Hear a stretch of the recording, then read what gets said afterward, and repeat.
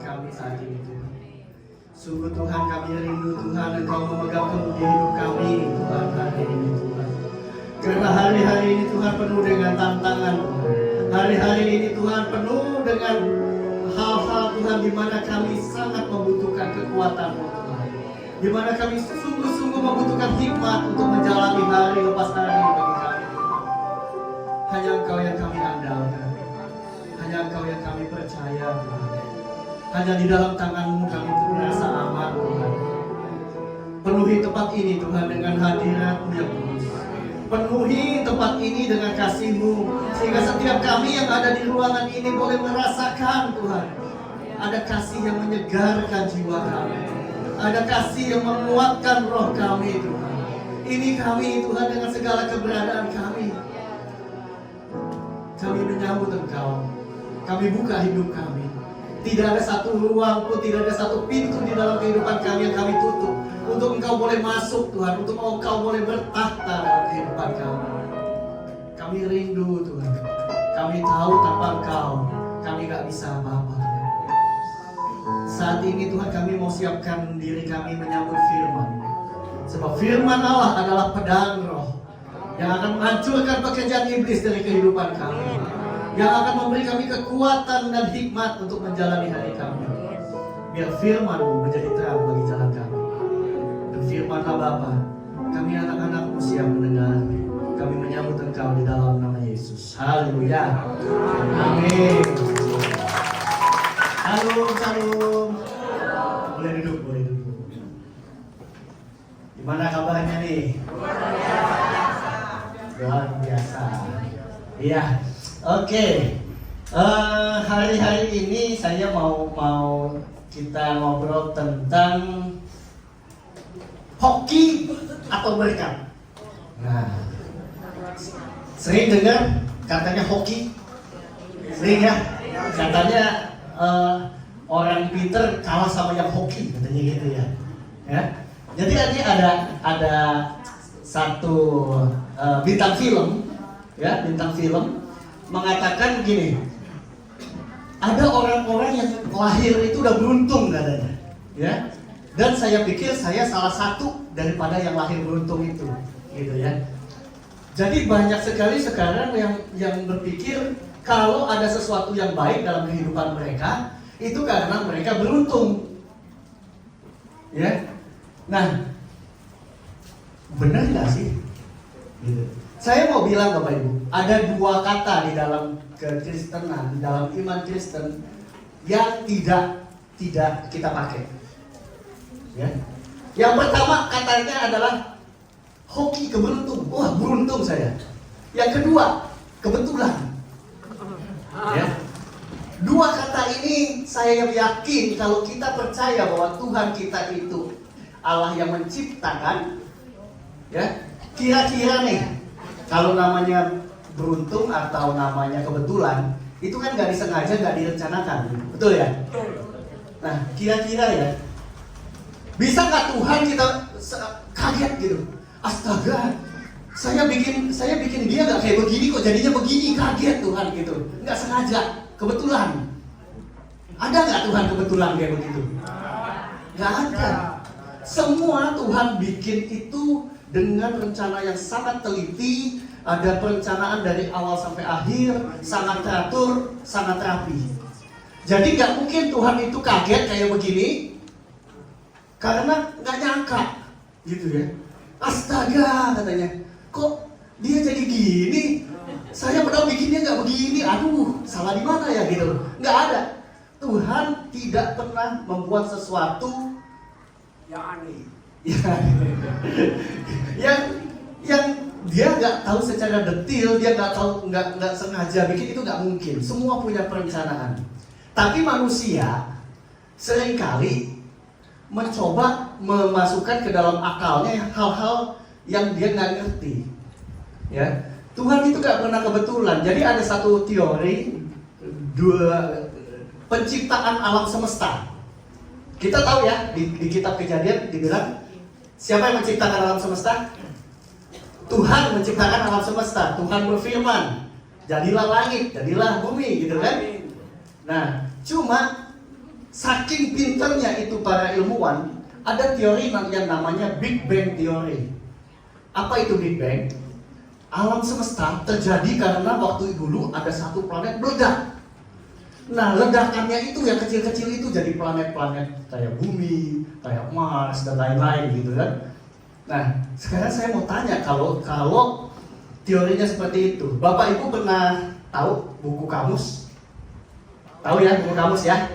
Kamus kalau kita buka, halaman pertama itu yang awal-awal pasti hurufnya teratur ya, A dulu, terus B, terus C gitu ya. Kata-katanya juga rapi tersusun.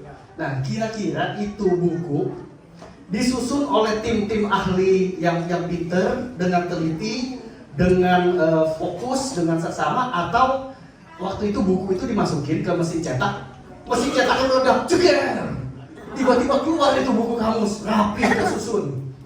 Bisa nggak kayak begitu? Begitu juga penciptaan. Masa iya planet meledak terus bisa teratur semua, bisa rapi, nggak ada yang tabrakan, waktunya tepat semuanya. Tidak mungkin bisa terjadi kalau tidak ada yang atur, ya kan? Ya. Nah, kalau buku kamus itu karena mesin meledak langsung jadi buku kamus, waduh. Ya, jadi Bapak Ibu, semua Tuhan tahu, terencana dengan baik. Tidak ada namanya kebetulan. Tidak ada namanya, wah hoki gua. Hampir keserempet sepeda tadi. Untung nggak jadi. Gitu. Kenapa saya bawa tema ini? Beberapa bulan yang lalu saya kan kunjungan ke tempat anak saya kuliah ya, Bapak Ibu ya. Nah, di situ kan ada teman-teman kuliahnya tuh. Istri saya makan sama teman-teman kuliahnya anak-anak ini, anak saya ini. Ngobrol lah mereka. Terus dia bilang, ini nih anak saya namanya Laurencia ya. Si Lauren ini tante katanya ke istri saya, hokinya sekebon. Wah, saya juga baru dengar tuh istilah hokinya sekebon. Jadi waktu kuliah teman-teman yang lain susah, mau dapat angka bagusnya susah, mau dapat izinnya susah. Kok dia bisa dapat katanya gitu kan? Ini mah anak-anak tante nih hokinya, waduh sekebon deh tante gitu ya. Lalu pulang-pulang ketemu saya, istri saya ngomong, tuh anak kita katanya hokinya sekebon, kata teman-temannya. Waduh, ini kebon apa nih saya bilang ya? Kebon Raya Bogor ya Bu ya. Ya. Tapi saya bilang ke anak saya, dengar nih, nggak ada yang namanya hoki sekebon. Kamu nggak tahu kenapa kamu bisa lolos, kamu bisa yang lain gak dapat, kamu dapat. Kenapa? Ada lutut yang berterut berdoa buat kamu. Ada orang tua yang mendoakan kamu, sehingga kasih karunia Tuhan itu menyertai kamu. Jadi nggak ada yang namanya hoki kebetulan. Ya. Tapi kan ada tuh yang nggak kenal Tuhan juga bisa kok kerja berhasil. Itu namanya juga kasih karunia. Ada hukum-hukum alam yang Tuhan kasih. Orang yang rajin lebih berhasil dari yang malas, itu ada. Tapi ada kelebihan yang namanya kasih karunia, yang cuma bisa dikasih oleh Tuhan. Amin? Amin. Nah,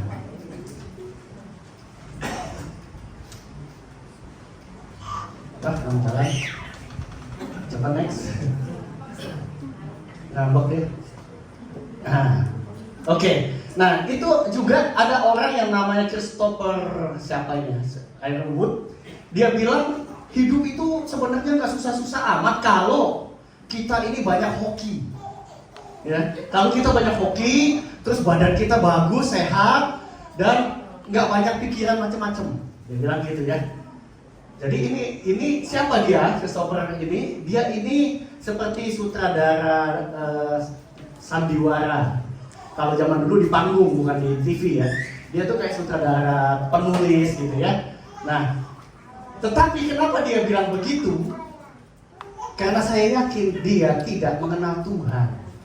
Kenapa? Karena dia adalah salah satu yang mendorong, bersaksi untuk kebebasan hubungan sejenis. Artinya dia sedang mencoba mencari eksistensinya di luar dari apa yang Tuhan buat. Ya. Nah, jadi inilah yang sedang dunia kerjakan. Kasihan banget Bapak Ibu.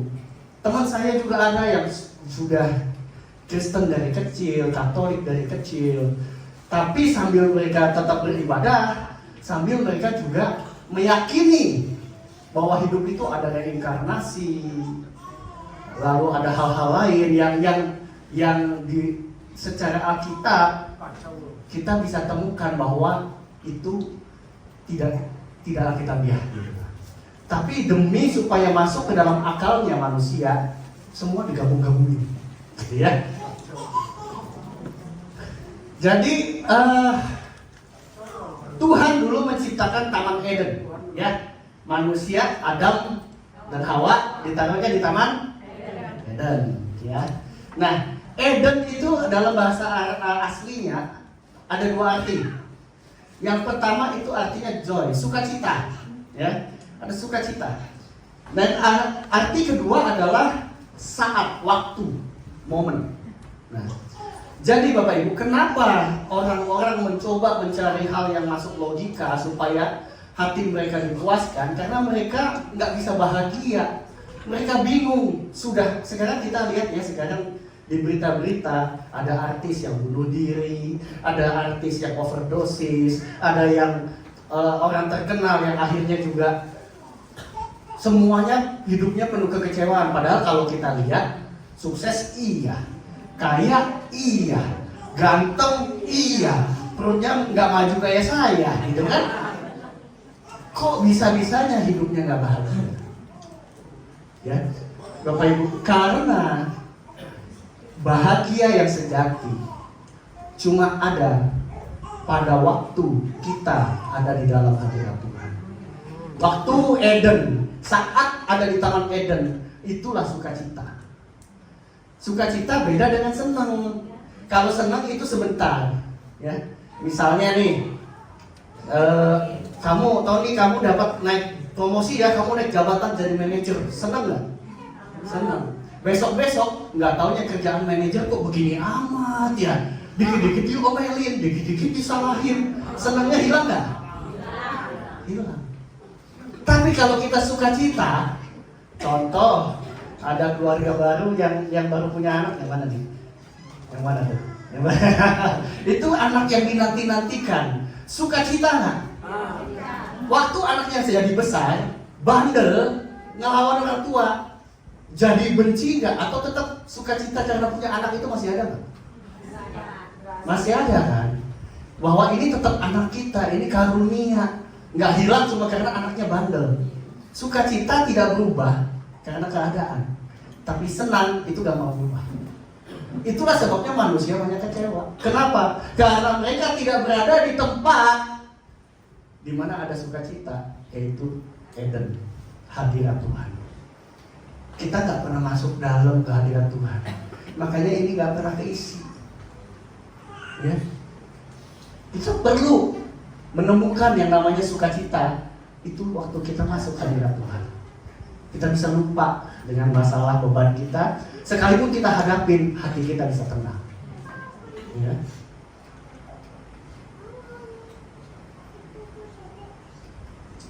Jadi, lihat di Taman Eden, Tuhan membuat Adam di sana, lalu Tuhan bilang, aku menciptakan pohon-pohon, ya. Ada 3 macam pohon di sana.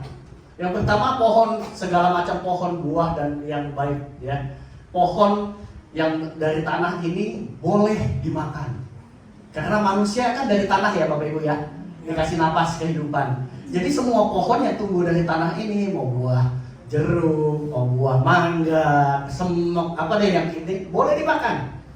Lalu ada pohon kehidupan dan ada pohon pengetahuan baik dan yang nggak boleh dimakan yang mana? Ya. Jadi Tuhan bilang, ya. Nah, di Taman Eden itu Tuhan membuat satu sungai, gitu ya. Di Wahyu 22 ayat 1 sampai 2 dikatakan gini. Lalu ia menunjukkan kepadaku sungai air kehidupan yang jernih bagaikan kristal, mengalir keluar dari tahta Allah dan tahta anak domba itu. Artinya sungai air kehidupan itu ngalirnya dari Tuhan ya, dari tahta Allah dan tahta anak domba. Di tengah-tengah jalan kota itu, yaitu di seberang menyeberang sungai itu, ada pohon-pohon kehidupan yang berbuah 12 kali tiap-tiap bulan sekali, dan daun pohon itu dipakai menyembuhkan bangsa-bangsa. Nah, Bapak Ibu, di tengah-tengah dari Taman Eden, Tuhan taruh pohon kehidupan. Dan pohon kehidupan ini di dalam seluruh Alkitab cuma disebutkan 4 kali. 2 kali di Perjanjian Lama, 2 kali di Perjanjian Baru. Ya. Ini salah satunya di Wahyu 22 ayat 1-2. Jadi Bapak Ibu, pohon kehidupan disebutkan di Alkitab itu di kitab Kejadian dan di kitab Wahyu. Artinya di awal dan di akhir, ya. Ya. Ini di kitab Kejadian, ya. Ketika itulah Kejadian 2 ayat 7-15 ya, saya bacain aja. Ketika itulah Tuhan Allah membentuk manusia dari debu tanah, menghembuskan nafas hidup ke dalam hidungnya. Demikianlah manusia itu menjadi makhluk yang hidup. Selanjutnya Tuhan Allah membuat taman di Eden sebelah timur. Di situ ditempatkan manusia yang dibentuknya itu. Lalu Tuhan Allah menumbuhkan berbagai-bagai pohon dari bumi. Nah, ini yang pohon-pohon ya, yang menarik, yang baik untuk dimakan buahnya. Jadi ini semua pohon-pohon buah boleh dimakan sama Adam. Ya. Lalu dan pohon kehidupan di tengah-tengah taman itu, serta pohon pengetahuan tentang yang baik dan jahat. Ada satu sungai mengalir dari Eden membasahi taman itu. Dari situ sungai itu terbagi jadi 4 cabang. Yang pertama namanya Pison, Gihon, Tigris, dan Efrat. Tuhan Allah mengambil manusia dan menempatkannya dalam taman Eden untuk mengusahakan dan memelihara taman itu. Ya Bapak Ibu. Jadi seluruh kitab sedang berbicara tentang Tuhan kita Yesus, ya Bapak Ibu. Di sini dibilang tadi ada air yang mengalir dari tahta Allah dan tahta anak domba. Jadi dari Tuhan ada air yang mengalir. Lalu di kitab Kejadian dijelaskan ada satu sungai mengalir ke taman itu, lalu pecah jadi 4. Ya. Ini dipercaya 4 sungai ini. Apakah ini? Ini adalah 4 Injil: Matius, Markus, Lukas, dan Yohanes. Ya, jadi dari Tuhan Yesus satu sungai itu memecah dalam 4 sungai. Dan keempat sungai ini, Injil Matius, Markus, Lukas, dan Yohanes ini menjelaskan siapa Yesus dan fungsinya Yesus itu sebagai Tuhan. Jadi menjelaskan bahwa Yesus sungguh-sungguh anak manusia dan Yesus sungguh-sungguh adalah Tuhan. Jadi Tuhan menciptakan Taman Eden ini, ya Bapak Ibu. Nah, jadi pohon kehidupan yaitu Tuhan Yesus sendiri. Air kehidupan ya Tuhan Yesus sendiri. Kalau di zaman sekarang Roh Kudus yang sedang aktif, ya, yang sedang bersama dengan kita. Jadi Bapak Ibu, pohon kehidupan dan air kehidupan bicara tentang Tuhan Yesus. Kenapa dari hoki ngomongnya pada Tuhan Yesus? Karena kita tahu semua kasih karunia bisa kita terima karena Yesus sudah mati buat kita, menggantikan kita, menghubungkan kita dengan Tuhan, sehingga kita bisa layak menerima kasih karunia. Amin. Ya, nah setelah itu di Kejadian 3 ayat 22 ini ada lagi tentang pohon kehidupan. Pada waktu itu Adam jatuh dalam dosa. Adam jatuh dalam dosa sehingga Tuhan berfirman, sesungguhnya manusia itu telah menjadi seperti salah satu dari kita, tahu tentang yang baik dan yang jahat. Maka sekarang jangan sampai ia mengulurkan tangannya dan mengambil pula dari buah pohon kehidupan itu dan memakannya, sehingga ia hidup untuk selama-lamanya. Ya. Jadi karena Adam berdosa, Tuhan katakan kamu harus keluar dari Taman Eden supaya kamu gak makan dari pohon kehidupan. Terus kita pikir, ini kalau cuma baca segini, kita kira-kira Tuhan kok kayak takut kesaing sih? Ya, wah ini kan dia bilang kan, manusia telah menjadi seperti salah satu dari kita, tahu yang baik dan yang jahat gitu. Sehingga harus diusir supaya dia nggak hidup selama-lamanya gitu. Ya. Tapi bukan itu Bapak Ibu, Tuhan itu bukan takut kesaing. Ya. Justru karena Tuhan mengasihi, Tuhan harus mengeluarkan Adam dari Taman Eden. Nanti kita bahas. Di Wahyu 2 ayat 4-7, di sini Tuhan mengingatkan kembali, namun demikian aku mencela engkau karena engkau telah meninggalkan kasihmu yang semula. Sebab itu ingatlah betapa dalamnya engkau telah jatuh. Bertobatlah dan lakukanlah lagi apa yang semula engkau lakukan. Jika tidak demikian aku akan datang kepadamu dan aku akan mengambil kaki dianmu dari tempatnya jikalau engkau tidak bertobat. Siapa bertelinga hendaklah ia mendengarkan apa yang dikatakan Roh kepada jemaat-jemaat. Barang siapa menang, dia akan kuberi makan dari pohon kehidupan yang ada di Taman Firdaus Allah. Jadi Bapak Ibu, sebenarnya Tuhan rindu mengembalikan kembali manusia bisa makan dari pohon kehidupan. Tadi kita bilang bahwa kehidupan adalah Tuhan Yesus. Adam yang pertama gagal menjalankan perintah Tuhan, jatuh dalam dosa, sehingga manusia mengalami yang namanya kematian. Adam yang kedua adalah Tuhan Yesus, sang pohon kehidupan itu sendiri datang menjadi manusia supaya manusia yang tadinya sudah mati dan gak bisa memakan buah kehidupan, kalau kita menang, kita diberikan buah kehidupan oleh Tuhan. Artinya Tuhan mau mengembalikan apa yang hilang. Tuhan mau mengembalikan apa yang dicuri iblis. Tuhan mau mengembalikan kematian jadi kehidupan. Sebetulnya itu kerinduan Tuhan. Nah, kenapa Adam harus dibuang dari Taman Eden? Ya. Pada waktu manusia dibuat itu dari tanah liat. Ya. Yehezkiel juga dikasih gambaran sama Tuhan tentang pembuat tembikar, pembuat keramik ya, tanah liat gitu ya. Waktu tanah liat itu sedang dibentuk, kalau tiba-tiba tangannya meleset gitu ya, bentuknya mestinya jadi pot bunga, tiba-tiba jadi melengkung gak karuan gitu, bentuknya rusak. Kira-kira tukang bikin periuk ini gimana? Nah, selama tanah liat itu masih tanah liat, dia akan rombak lagi, dia bentuk lagi, dia bagusin lagi. Kalau cacat lagi, dia rombak lagi, dia betulin lagi, dia bagusin lagi. Kenapa? Karena ini masih bisa dibentuk.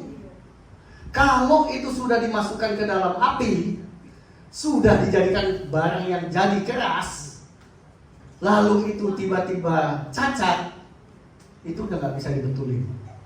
Dikatakan di Alkitab itu cuma bisa dipecahkan dan dibuang. Nah, Adam, si tanah liat, jatuh dalam dosa. Waktu dia jatuh dalam dosa artinya dia menjadi satu bahan yang cacat. Kalau sampai dia makan dari pohon kehidupan, artinya dia masuk dalam kekekalan. Dia masuk kekekalan dalam bentuk yang cacat, masuk kekekalan dalam bentuk dosa. Dan itu artinya hukum dosa adalah maut. Tuhan gak mau itu terjadi. Makanya Adam dan Hawa harus keluar dari Taman Eden supaya masih bisa dibetulin, masih bisa dirombak, masih bisa Tuhan tegur. Jadi Bapak Ibu, kalau sampai hari ini rasanya Tuhan masih tegur Bapak Ibu, masih rasanya kok Tuhan tantangan saya gak selesai-selesai, bersyukur aja, karena kita masih mau dibentuk sama Tuhan. Kalau udah gak bisa dibentuk, tinggal dibanting, pecah, masuk kantong plastik, taruh di pagar, besok diambil sama tukang sampah. Jadi Bapak Ibu, karena Tuhan mengasihi Adam, Dia mau Adam kembali kepada proses, supaya yang cacat itu dibuang, dibersihkan. Supaya apa yang selama ini membuat dia gak layak dalam kekekalan, itu kembali dibetulin, dirapikan, dan oleh kasih karunia Yesus Kristus, amin, dia menjadi layak kembali. Ya.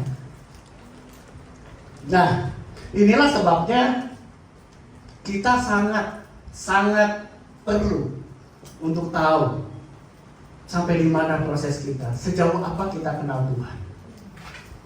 Belakangan ini lagi banyak sekali pengajaran-pengajaran yang apalagi media sosial ya. Nggak tahu dari mana tiba-tiba ada pengajaran baru. Ada orang baru ngajarin yang hal lain tentang Alkitab. Dan banyak yang aneh-aneh.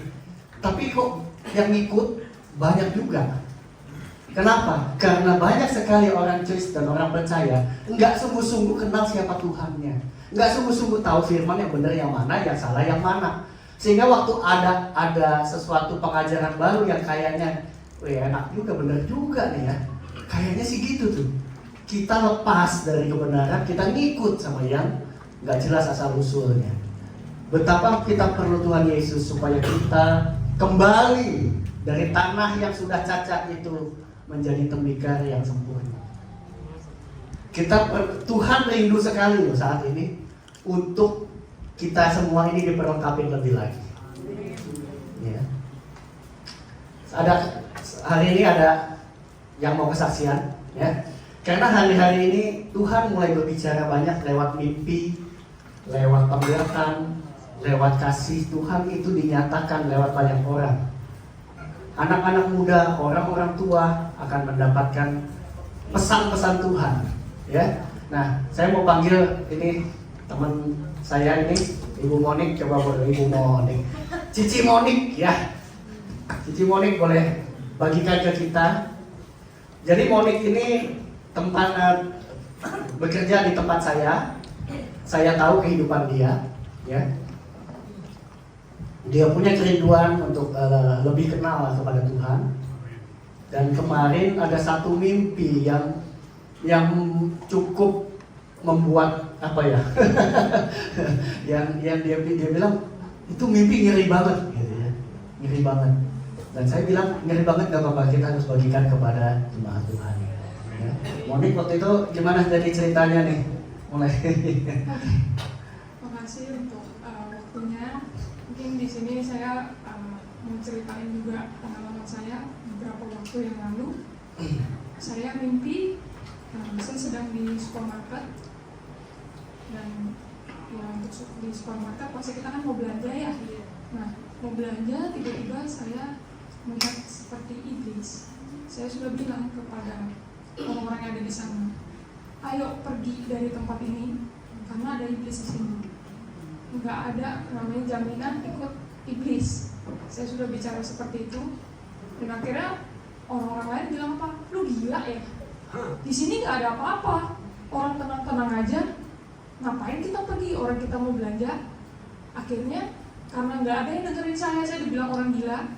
Saya pergi. Setelah saya pergi, apa yang terjadi? Tiba-tiba seperti kayak bom, semuanya mati di sana. Orang akhirnya pada berlarian keluar, lari semua. Saya pun juga lari. Saya lari, akhirnya saya mendengar satu suara, gue turun, pergi ke rumah. Saya nggak tahu saya di mana saat itu. Saya jalan, saya lari. Semua orang juga begitu, lari juga untuk menyelamatkan dirinya masing-masing. Sampai jatuh bangun. Sampainya saya di perbatasan itu. Sampai di perbatasan, kita nggak bisa langsung masuk. Mesti melewati namanya gerbang, portal. Portal itu dijaga dengan sama 2 orang yang megang seperti perisai bundar. Orang itu bilang, masuk lewat sini. Setelah itu banyak orang masuk lewat sana. Akhirnya saya bilang, oh yaudah, berarti memang jalan ke sini. Saya masuk lewat situ. Dari yang badan saya kotor, luka-luka semua, ketika saya masuk, badan saya bersih, baru. Seperti kayak ya udah, kita tidak terjadi apapun. Di sana itu tenang, hijau, nggak ada namanya kayak peperangan atau apa. Sedangkan saya melihat yang di sebelah sana itu orang pada bertebaran meninggal gitu loh. Jadi saya bilang, wah ini apa nih? Akhirnya saya mikir dulu, saya menunggu ada nggak orang yang nggak ada kamera. Ada nggak orang yang saya kenal? Ada nggak orang yang saya kenal? Keluarga saya atau siapa?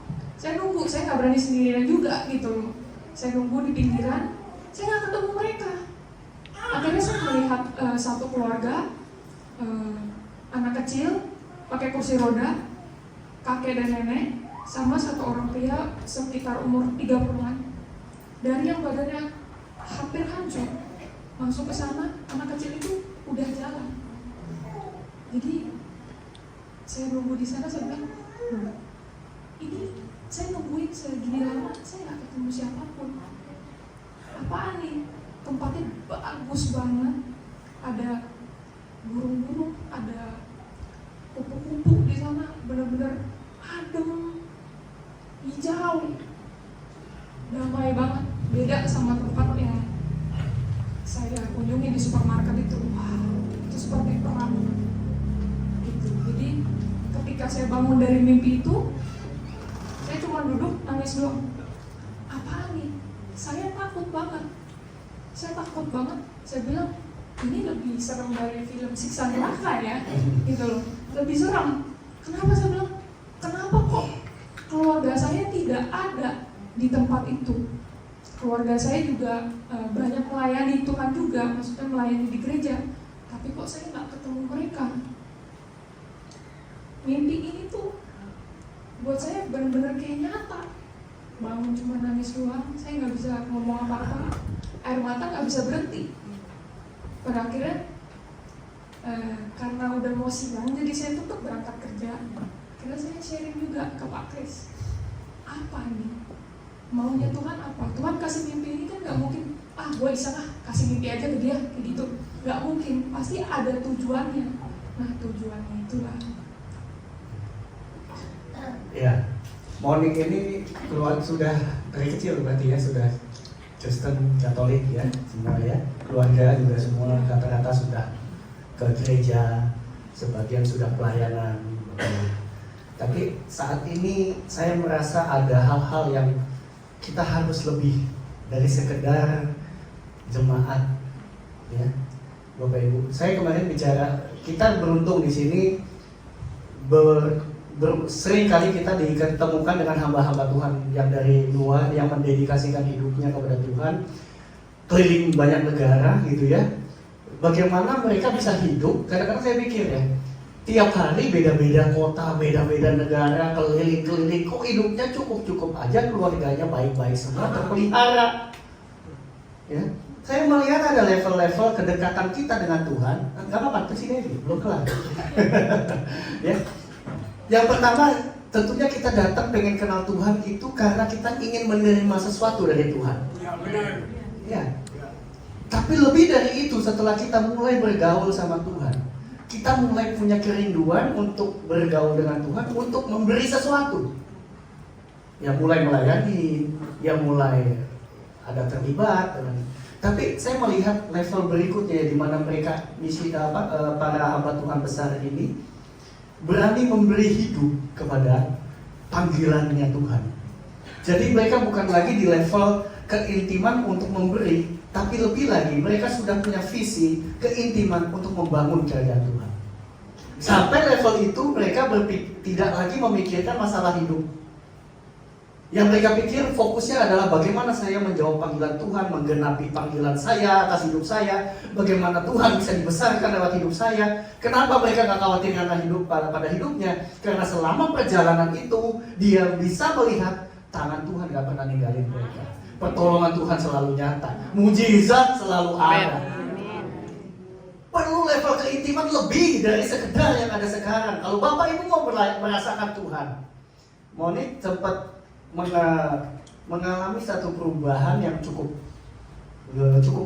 signifikan ya. Waktu itu kita ada bisnis trip, perjalanan bisnis, tapi juga sekaligus perjalanan ke pelayanan juga. Waktu itu kita dengan Pastor Peter Kumar, bulan Oktober ya. Ya. Jadi pada waktu itu Monik belum mendapat baptisan Roh Kudus. Ya waktu itu kan banyak orang bilang ya kalau baptisan Roh Kudus mah terserah Roh Kudus, kalau nggak dikasih ya udah, kalau dikasih ya monggo gitu ya. Saya katakan itu ya udah, itu cuma topping tambahan aja kalau memang dikasih ya hayo gitu ya. Tapi tahu nggak Bapak Ibu betapa pentingnya kita mengejar namanya kita bergaul dengan Roh Kudus ya. Jadi waktu itu kita ke Pontianak ya. Pontianak. Nah, Coba ceritain apa yang terjadi sebelum. Sebelumnya, Iya. oke, di Pontianak kita sampai udah malam, akhirnya pasti ke kamar di hotel, dan saya nggak bisa tidur, agak terganggu terus di sana, berisik banget. Padahal harusnya di hotel tuh kita nggak mendengar suara apapun. Ya, jadi dia hotel kan kamar sendiri di paling ujung, sedangkan saya, Pastor Peter dan lain ada di sisi lain. Dia dapat kamarnya ujung sendiri ya waktu itu ya. Jadi mestinya sepi itu kamar. Iya.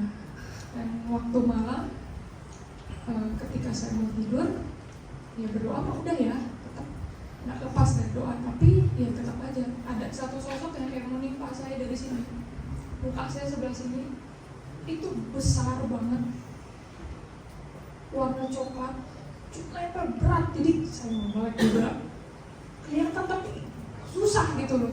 Saya bilang, wah ini gimana ya. Setelah itu ya gangguan-gangguan banyak. Sampai pagi saya nggak bisa tidur karena banyak gangguan-gangguan, kayak habis itu suara orang jalan. Nggak mungkin jam 3 pagi ada orang muter-muter gitu loh. Suara motor yang lagi trek-trekan, suara mobil yang harusnya nggak kedengeran sama sekali. Itu bikin saya sebenarnya takut juga. Doa mah tetap, tapi kok kayak nggak mempan gitu ya, kurang mempan gitu. Wah ini gimana nih? Saya mau ngomongin Pak Kris, udah malam, nggak mungkin. Ya udah, akhirnya saya melek-melek aja sampai pagi. Ya, jadi paginya kita ketemuan lagi gitu kan, mau pelayanan. Gimana tidur, Pastor Peter? Gimana tidur? Nyenyak kata dia kan. Pak Kris gimana? Mantap gitu. Monik gimana? Gak bisa tidur Pak. Kasihan deh lo. Ya. Tapi pertanyaannya, dia sudah berjemaah, belajar pelayanan, seluruh keluarganya juga percaya. Kenapa? Katanya kalau orang percaya udah nggak bisa diganggu, apalagi dikirimin sesuatu tuh nggak bisa. Kok bisa? Cobaan Pak. Cobaan itu kalau kita nggak mau, kalau kita mau dicobain gitu ya Pak ya. Iya. Enggak Pak. Gini Pak. Ya, waktu kita percaya dan menerima Tuhan, kita dibenarkan, diselamatkan. Tapi kita harus membangun selengkap senjata Allah dalam hidup kita. Enggak cukup cuma jadi penikmat yang saya bilang tadi, hubungan cuma untuk menerima. Tapi kita sudah harus membangun satu hubungan yang ingin memberi. Nah kalau memberi, kita harus minta sesuatu untuk kita bisa beri kepada orang lain. Tuhan perlengkapi saya. Salah satunya kita harus tahu intim dengan yang namanya Roh Kudus. Roh Kudus adalah Tuhan, penolong. Dan musuh bisa tahu ini rohnya kosong apa enggak nih. Dalamnya nih sudah ada yang jagain apa kagak nih ya. Itu musuh tahu Bapak Ibu. Makanya waktu Yesus datang, iblis sudah bilang, mau ngapain kamu anak Allah? Kamu mau hukum kami sebelum waktunya? Dia tahu, dia ngenalin musuhnya. Artinya kalau masih bisa terjadi sesuatu, itu berarti ada sesuatu yang celah yang kita buka kah? Atau memang kita belum memiliki selengkap senjata. Nah, pada malamnya sebelum kita akhirnya tidur lagi di hotel yang sama, kita mendoakan untuk Moni bisa terima baptisan Roh Kudus dengan tanda awal berbahasa roh. Dia dan nggak lama ya, nggak lama waktu Moni buka hatinya, bahkan untuk baca firman tentang Roh Kudus aja dia nggak bisa selesaikan, karena pada waktu dia baca firman itu adalah Tuhan sendiri. Dia nggak bisa selesai firman itu, dia sudah langsung merasakan ada beberapa Tuhan yang turun atas dia. Malam itu terima baptisan Roh Kudus ya. Dan bagaimana tidurnya malam itu? Wah, nyenyak banget. Sampai kesiangan saya. Bapak Ibu, nggak cukup cuma jadi jemaat, nggak cukup cuma datang ibadah, nggak cukup cuma rajin ikut program sana program sini Bapak Ibu. Seberapa kita ingin kenal Tuhan, bergaul sama Tuhan, tahu panggilan Tuhan atas hidup kita, baru di sana kita bisa bertumbuh. nggak akan lebih banyak lagi mimpi-mimpi, penglihatan-penglihatan yang Tuhan kasih. Tapi kita harus tahu firman Tuhan supaya jangan semua mimpi, semua penglihatan, oh ya itu benar tuh, itu benar tuh. Belum tentu Bapak Ibu. Ujilah setiap orang. Gimana ujinya? Tahu firman. Saya percaya apa yang Monik sampaikan adalah satu peringatan bagi kita semua. Kita merasa semua aman, keluarga aman. Tapi kalau itu terjadi, kita sudah kurang percaya. Tapi waktu Tuhan datang, kita nggak bisa lihat keluarga kita masuk ke dalam surga yang sama. Tuhan bilang tanggung jawabnya ada pada kita. Ya, di sana nggak ada satu keluarga pun yang kamu lihat masuk. Nggak ada, adanya orang lain. Saya ada. Ya? Ada. Puji Tuhan. Iya, iya. Bapak Ibu, bagaimana dengan pasangan Bapak Ibu? Bagaimana dengan anak-anak? Bagaimana dengan saudara-saudara Bapak Ibu? Sudahkah mereka mendapat kesempatan untuk menerima keselamatan masuk surga lewat Bapak Ibu? Atau jangan-jangan sampai sekarang masih kalau ketemu malah itu Tom and Jerry. Tanggung jawab pada kita Bapak Ibu. Ya. Thank you Fongit. Lanjut terus. Ya. Peringatan loh Bapak Ibu ngomong ini. Bapak Ibu, Tuhan kita itu hidup. Dia mengingatkan kita lewat banyak orang yang kita kenal. Jangan keraskan hati kita. Jangan keras kepala. Kalau Tuhan tegur, jangan ngeyel. Jangan say out. Oban. Ya. Pilihan ada pada kita. Kenapa sih kadang-kadang orang bilang kalau kita udah tahu kayak begitu, ngapain sih Tuhan kasih pohon baik dan jahat? Kan jadinya Adam jadi jatuh dosa, ya kita ikutan susah nih gitu kan. Tapi Tuhan itu adil.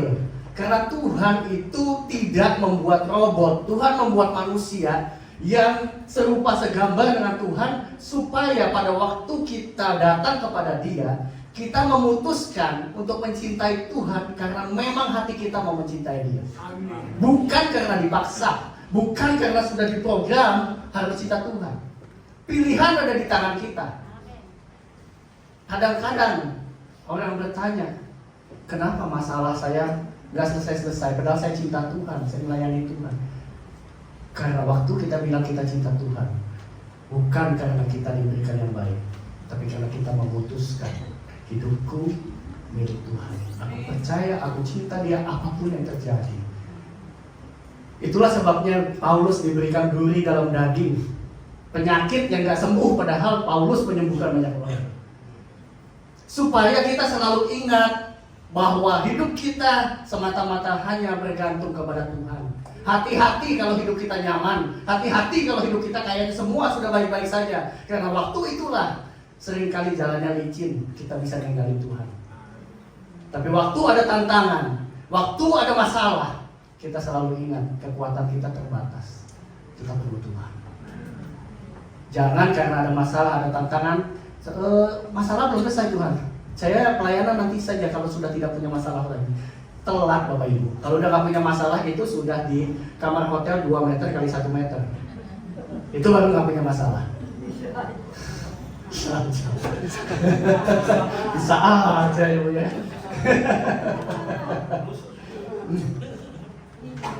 Jadi mulai hari ini Bapak Ibu, temukan panggilan kita.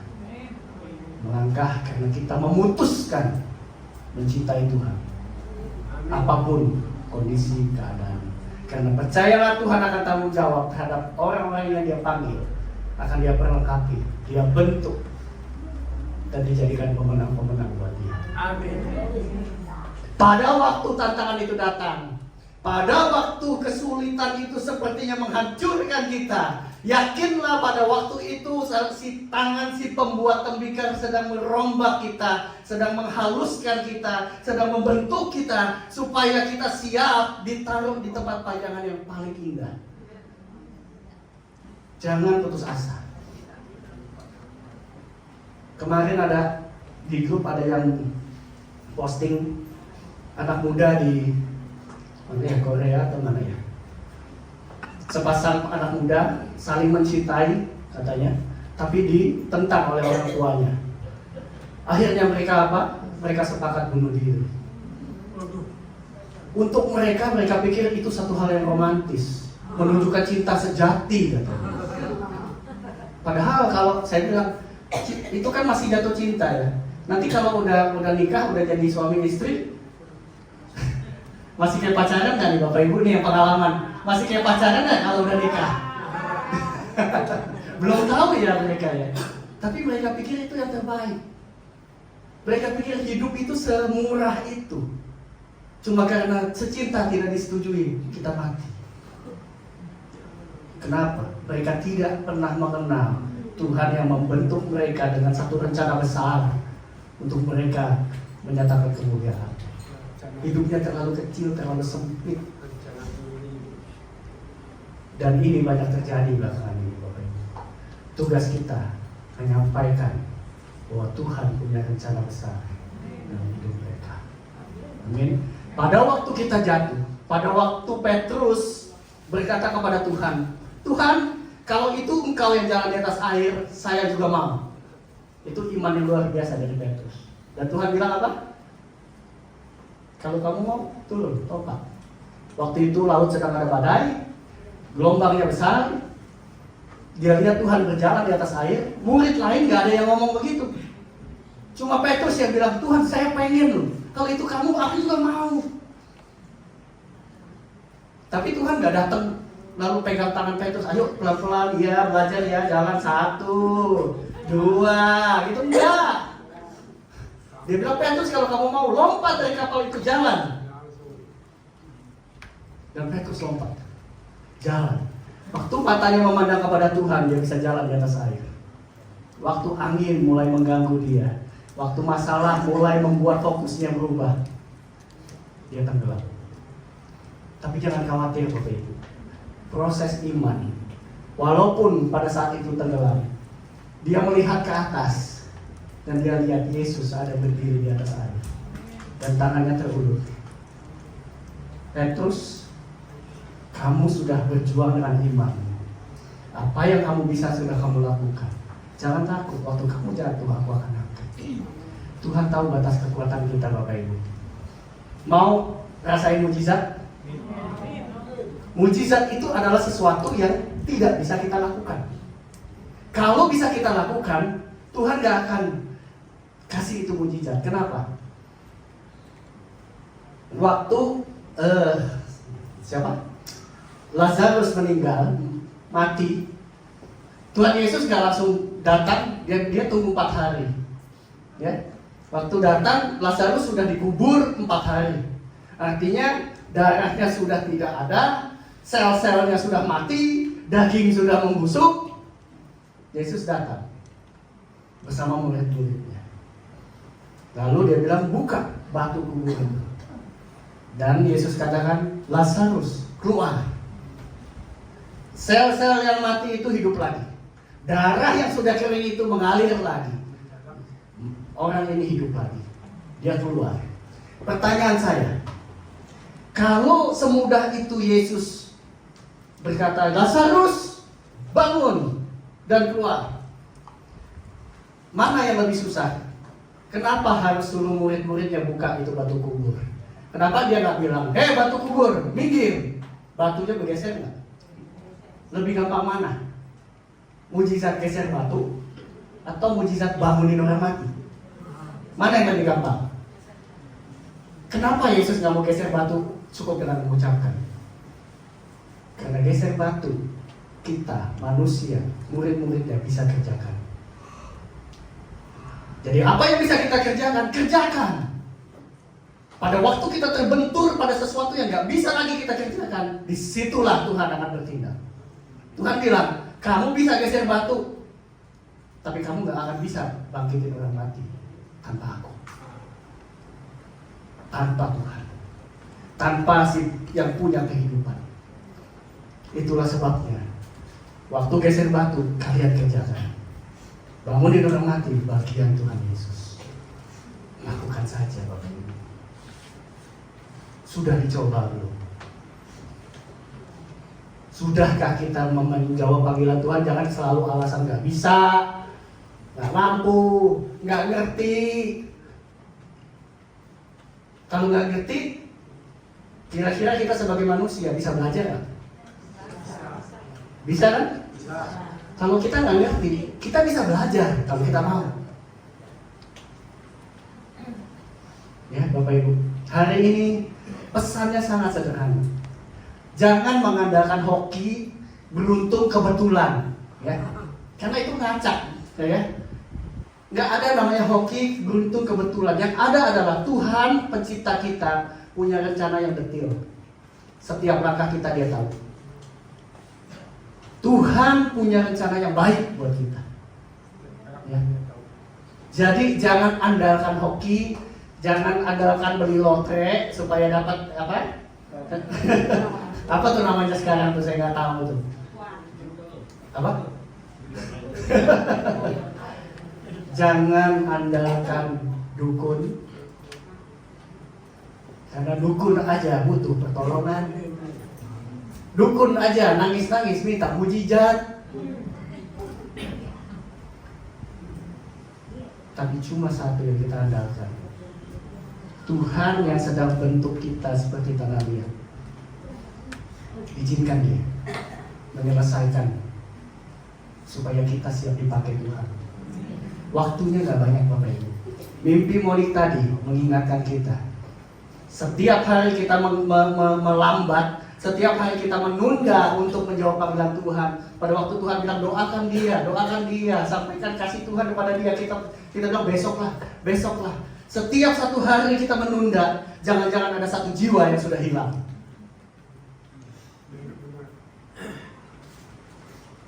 Jangan-jangan tidak ada waktu lagi buat mereka.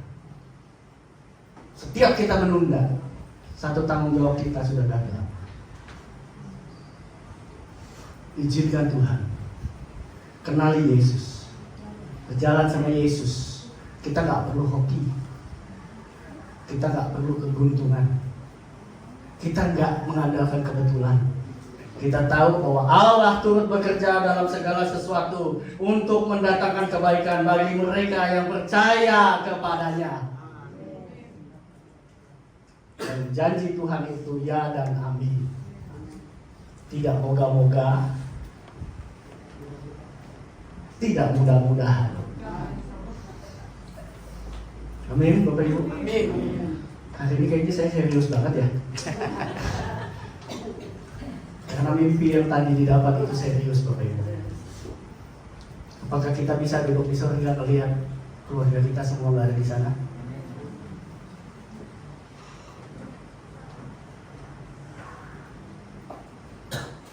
Mereka memang menolak Bapak Ibu. Mereka pikir, kadang-kadang mereka nggak ngerti cara kerja Tuhan dalam hidup kita, sehingga mereka bilang, lu gila lu. Coba makan panadol dulu deh katanya. Tapi tetap berjalan, karena Tuhan akan melihat kesetiaan. Waktu kita mulai menggeser batu kubur, batu itu gede Bapak Ibu, kuburan zaman dulu itu besar.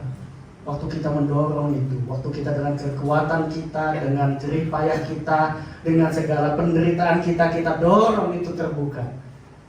Biarkan Yesus yang berkata, bangkit dan hiduplah. Amin. Hari ini, sejauh apa kita mengenal Tuhan Yesus? Sejauh apa kita mengandalkan Roh Kudus dalam keseharian kita? Dari bangun tidur, bekerja sampai malam. Seberapa sering kita libatkan Tuhan Yesus Allah Roh Kudus bersama kita? Seberapa sih kita nyembah Dia? Waktu kita marah, kesel sama orang di rumah, bisa gak kita ingat, oh iya, Tuhan saya mesti memperkenalkan Engkau kepada mereka.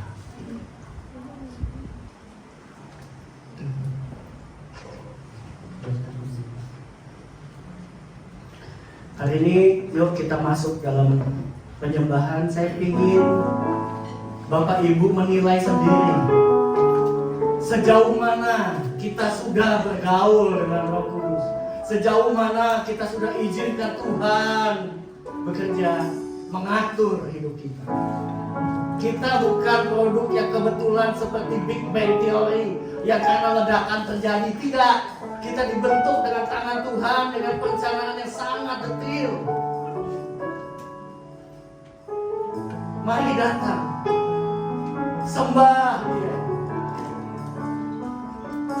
Waktu kita masuk ke hadirat Tuhan, waktu kita masuk ke Taman Eden, sukacita di Taman Eden akan memenuhi hati kita, membuat kelegaan, membuat semua tekanan dan pikiran kita mendapatkan satu ketenangan.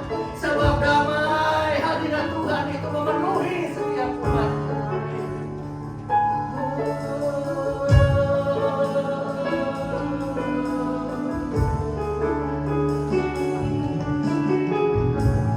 Engkau tahu di hatiku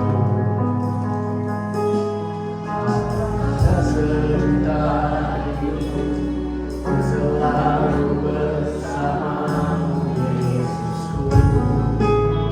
Izinkan menyenangkan hatimu, lewat nyanyian hatiku, biarkanlah ku menyembah.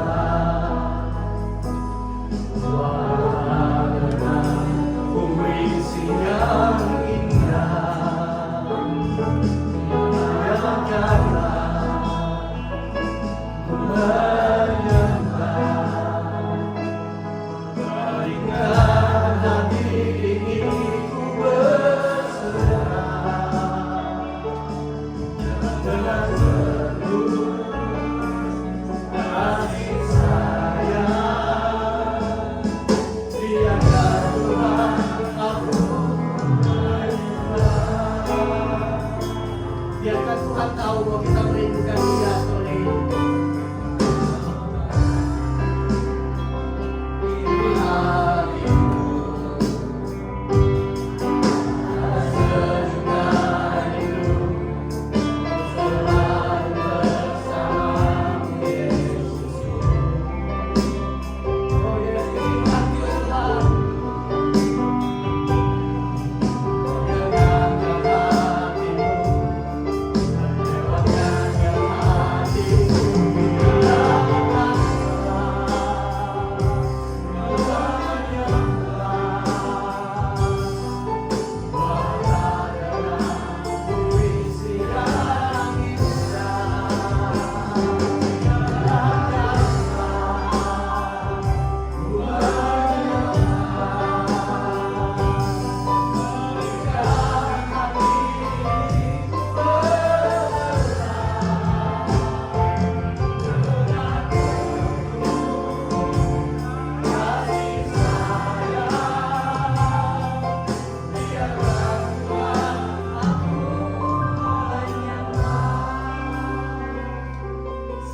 Kita seperti anak-anak, kita mencari kesenangan, mencari jawaban dengan keinginan kita sendiri.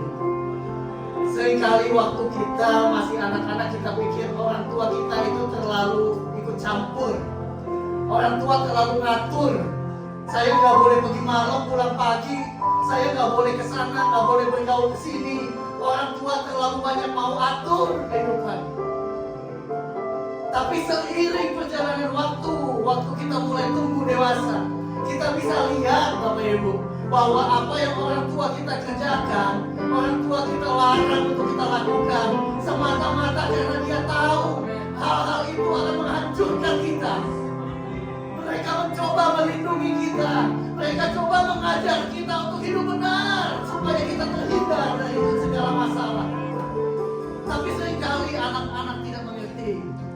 Anak-anak ingin bebas, anak-anak ingin menentukan kesukaan mereka sendiri. Itulah sebabnya banyak anak-anak sekarang yang terjebak di dalam masalah-masalah, tekanan-tekanan yang menghancurkan. Kalau kita masih seperti anak-anak itu, sore ini mari datang kembali kepada Bapa kita yang baik. Kita datang minta pengampunan kepada Dia. Mungkin kita masih mencari pertolongan kepada orang, kepada dukun, kepada orang-orang yang tidak kita kenal. Seakan-akan mereka bisa menolong kita lebih dari Tuhan kita. Sore ini Bapak Ibu bertobat, minta pengampunan. Sebab Tuhan kita membuka tangannya dan berkata, aku mengasihi kamu. Aku mau mengampuni kamu. Aku mau membebaskan kamu. Izinkan Bapa memegang hidup kita.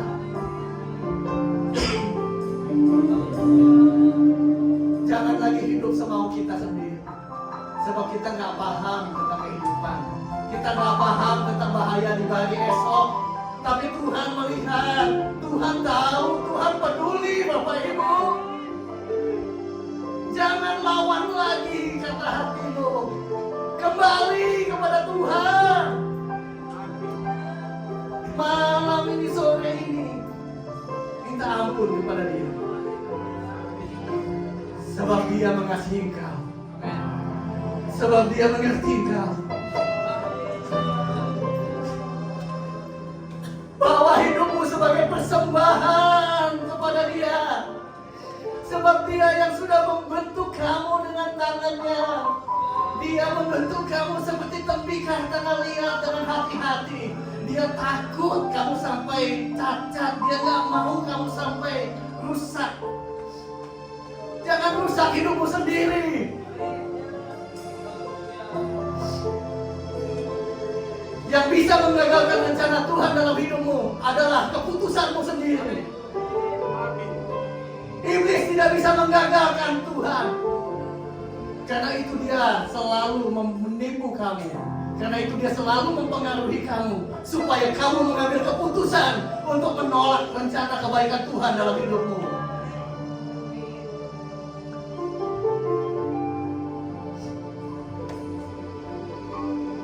Sembah Dia. Satu-satunya yang layak disembah. Satu-satunya yang layak ditinggikan. Satu-satunya yang mengasihi Bapak Ibu dengan nyawanya sendiri. Hanya Yesus Tuhan kita. Hari ini Bapak Ibu mohon pengampunan apapun yang sudah kita kerjakan yang menyakiti hati Roh Kudus. Pesan sudah disampaikan. Di mana tempat-tempat yang dipenuhi dengan iblis, banyak orang tidak melihatnya sebagai tempat yang jahat. Malah mereka berkata ini tempat yang penuh kenikmatan, ini tempat yang baik untuk kami nikmati. Tapi ujungnya kematian akan menjemput. Berani meninggalkan apa yang nikmat bagi dunia, supaya kita memperoleh surga yang Tuhan janjikan dengan sepenuhnya di bumi dan di surga. Jangan kecewa dengan apa yang sudah terjadi. Izinkan Tuhan memoles engkau kembali. Engkau tahu di hatimu ada sejuta rindu, ada kami rindu engkau Tuhan, selalu bersama Yesus. Izinkan ku menyenangkan engkau, menyenangkan hatimu lewat nyanyian hatimu. Biarkan kami menyembah sore ini Tuhan.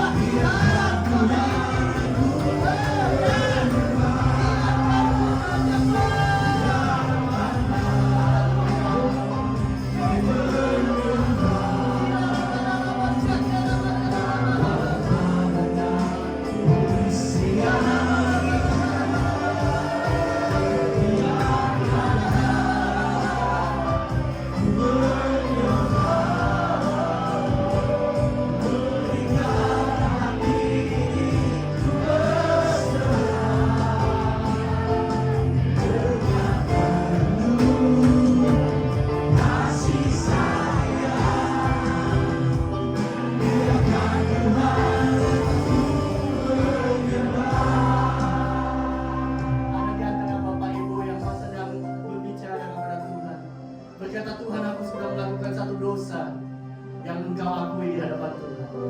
Dan Tuhan sedang berkata kepadamu di tempat ini, walaupun merah seperti kirmisi, Aku Allah yang setia mengasihi engkau. Aku mengampuni engkau untuk kembali putih seperti salju. Jangan takut anakku, aku mendengar tangisanmu, aku mendengar doamu. Mulai lagi, jangan takut. Aku akan memegang tanganmu dengan tangan kananku yang memberi kemenangan. Jangan takut anakku. Yes. Rasakan bagaimana Roh Kudus sedang menjamah kau saat ini, sedang memulihkan kekecewaanmu saat ini. Yes. Izinkan Roh Kudus bekerja saat ini. Ada yang sedang sangat khawatir dengan anaknya di tempat ini. Dan engkau berkata, Tuhan, aku nggak tahu lagi bagaimana untuk anak ini Tuhan bisa kau tolong. Tapi engkau mau mempercayakan Tuhan untuk bekerja atas keluargamu, atas anakmu. Dan Tuhan katakan, dalam beberapa minggu ke depan, anak ini akan menemui satu masalah yang membuat dia sadar bahwa tidak ada pertolongan selain Tuhan yang kau kenalkan kepadanya di dalam Yesus. Jangan takut. Jangan takut. Aku Allah mengatur segala sesuatu dengan rancangan kebaikan. Oh yes Lord. Yes Lord. Thank you Jesus. Ya Allah,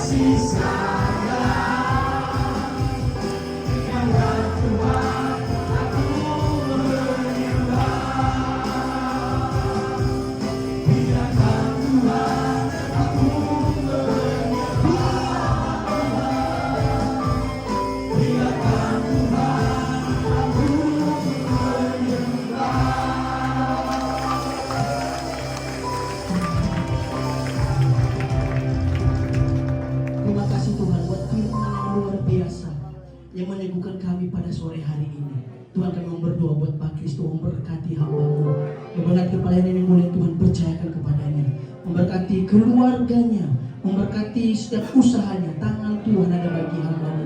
Bahkan setiap kami yang mendengarkan kebenaran firman Tuhan, biarkan kami melakukan dalam setiap kehidupan kami sehari-hari. Terima kasih Tuhan, jika walau sebentar juga kami akan memberikan persembahan kami. Tuhan memberkati seluruh persembahan kami. Dalam nama Tuhan Yesus, haleluya. Amin. Silakan dulu semuanya Bapak Ibu.